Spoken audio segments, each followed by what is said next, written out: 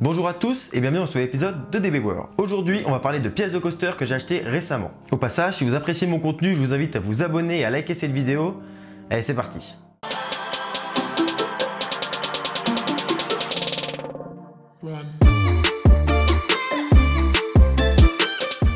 Tout d'abord, vous l'avez sûrement remarqué, le décor derrière moi a quelque peu changé. En effet, après avoir essayé plusieurs décors différents et m'être établi donc dans le décor que vous connaissez bien maintenant, je décide de changer pour avoir un décor un peu plus qualitatif, plus de profondeur et du coup de meilleures images. Bon, je vous rassure tout de suite, le décor que vous voyez actuellement, c'est pas vraiment le nouveau décor. On va le créer donc dans cette vidéo avec les pièces de coaster que j'ai achetées. Tout d'abord, sachez que ces pièces de coaster, je les ai achetées à deux occasions. Ces deux occasions sont deux brocantes organisées au parc Astérix lors des deux dernières préouvertures. Donc la préouverture, je ne sais pas si vous connaissez, c'est une journée spéciale avant l'ouverture officielle qui se déroule pour entraîner les employés du parc au fonctionnement donc des boutiques, des attractions. Et très peu de gens peuvent y avoir accès. En plus, c'est un mercredi.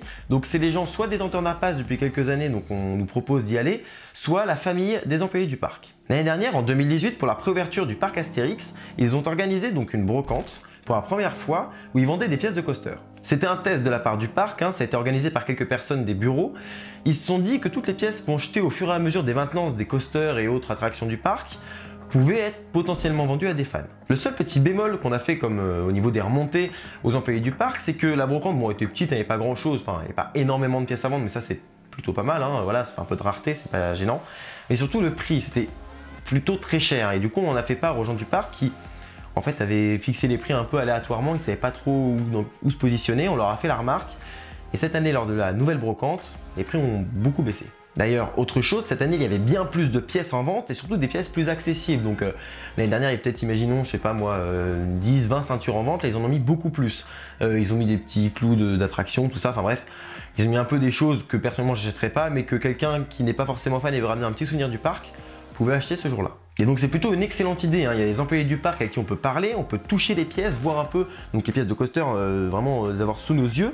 Et les visiteurs apprécient énormément ça, ils peuvent se rendre compte un peu plus de qu'est-ce qui tient tel wagon, qu'est-ce qui fait telle attraction. Et ça c'est vraiment un bon point positif. En plus cette année, contrairement à l'année dernière, il y avait une cohue de dingue, une file d'attente de fou, en bref. Une vraie réussite. Voilà, ceci étant dit, on va parler des pièces que j'ai achetées. Donc l'année dernière, je n'ai acheté qu'une seule pièce et il s'agit d'un anti-rollback de Tonnerre de Zeus. Pour ceux qui ne savent pas ce qu'est un anti-rollback, c'est une pièce en fait qui va retenir le train en cas d'arrêt dans le lift, donc dans la montée. C'est-à-dire que le train est très lourd, il est hissé avec une chaîne en haut du lift. Le problème c'est que si la chaîne se casse ou si le moteur s'arrête et repart en arrière, enfin bref, il ne faut pas que le train lui il reparte en arrière. Et du coup c'est deux pièces je crois par exemple sur Tonnerre de Zeus qui sont donc comme ça exactement et qui retiennent le train. Bon, je ne vais pas vous mentir, c'est une pièce de sécurité ultra importante. Et c'est donc une pièce qui a été utilisée pendant, je pense, au moins 1 ou 2 ans sur Tonnerre de Zeus. Donc personnellement, je sais que j'ai raidé Tonnerre de Zeus et que cette pièce a retenu, était sous le train. Et pour vous imaginer un peu plus à quoi sert et comment on peut reconnaître cette pièce dans un train, c'est en fait le bruit que vous entendez lors de la montée. Par exemple sur Goudurix, le bruit assourdissant fait clac clac clac clac clac clac, ou sur Tonnerre de Zeus par exemple, et bien c'est ça qui le produit. Bon alors comment fonctionne cette pièce? En fait ici il y a un axe, donc il y a une barre, c'est une pièce assez lourde qui est en fonte entièrement, qui est juste faite d'une seule pièce, qui est retaillée de temps en temps au besoin. On voit qu'elle a pris des sales chocs, je pense qu'elle est repartie et qu'elle a tapé donc la chaîne anti-rollback plusieurs fois.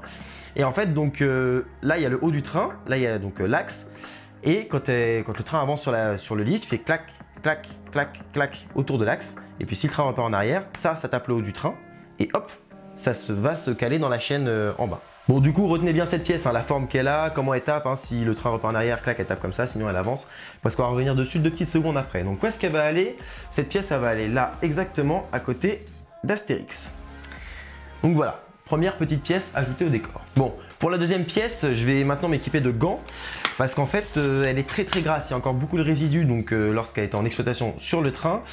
Et du coup, c'est un peu dégueulasse. Bon et bien, voici la deuxième pièce. De quoi s'agit-il? C'est en fait donc la chaîne dont je vous parlais, elle est comme ça.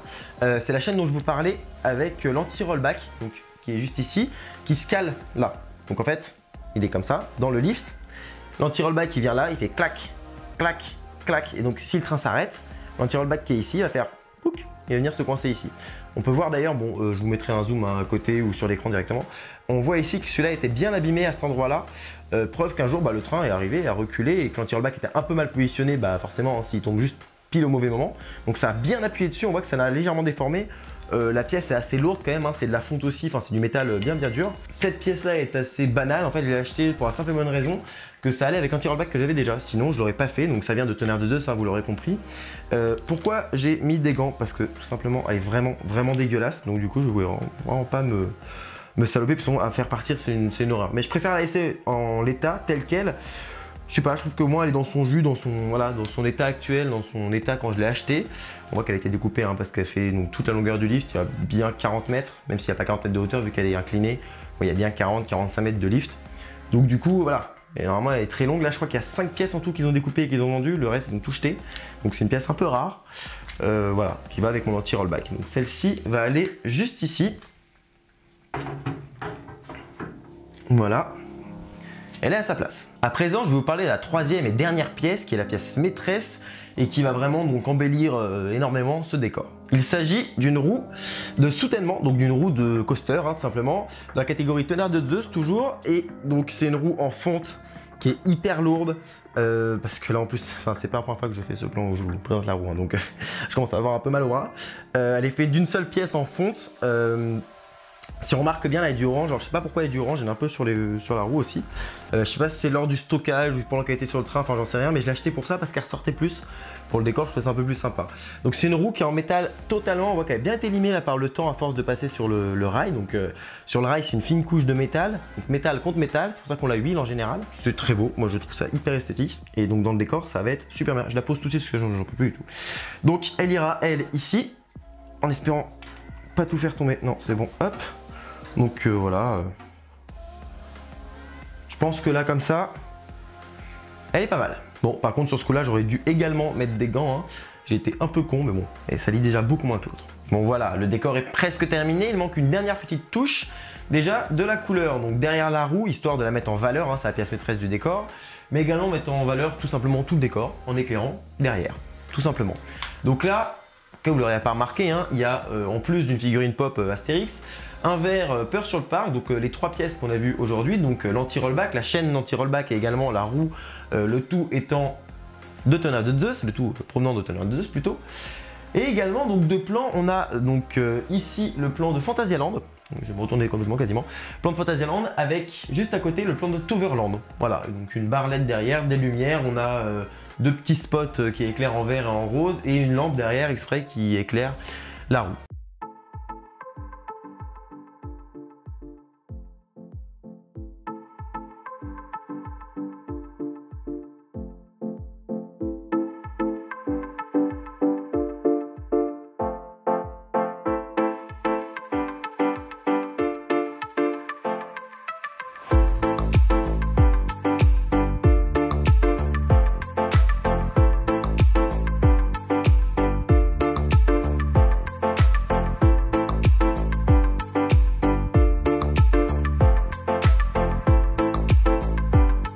Voilà, le décor est terminé. Je sais pas ce que vous en pensez, dites-moi dans les commentaires. Hein. Je pense qu'il va rester un bon moment comme ça hein, avant de changer. Voilà, on va se caler là-dessus et on bougera plus. Merci d'avoir suivi cet épisode jusqu'au bout. Je vous dis à bientôt pour la prochaine EDB World. D'ici là, soyez enthousiastes. Salut!